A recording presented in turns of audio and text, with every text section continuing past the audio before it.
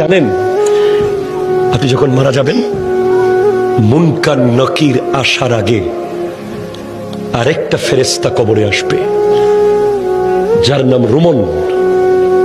সে আপনাকে বসাবে, বলবে লেখো, উকতুব আমালাক, তোমার ৬০ বছর কি কি করেছো প্রত্যেকটা মুহূর্ত লিখে দাও। ৭০ বছর যা যা করেছো সব লিখে দাও।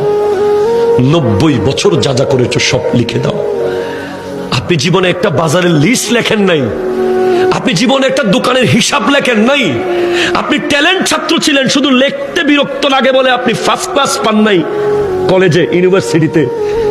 আপনাকে ৬০ বছরের লেখা লিখতে হবে। প্রশ্ন করবেন, এই ফেরেশতা, কালি কোথায় পাবো এত? বলবে মুখের থুতুকে কালি বানাও। কলম কোথায় পাবো? হাতের আঙ্গুলকে কলম বানাও। কাগজ কোথায় পাবো? গায়ের কাফনকে কাগজ বানাও।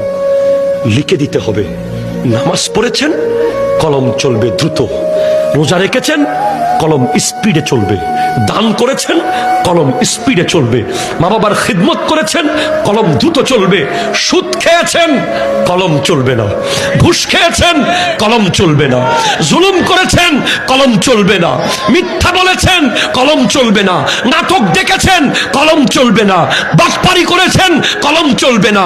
নামাজ পড়েন নাই, কলম চলবে না।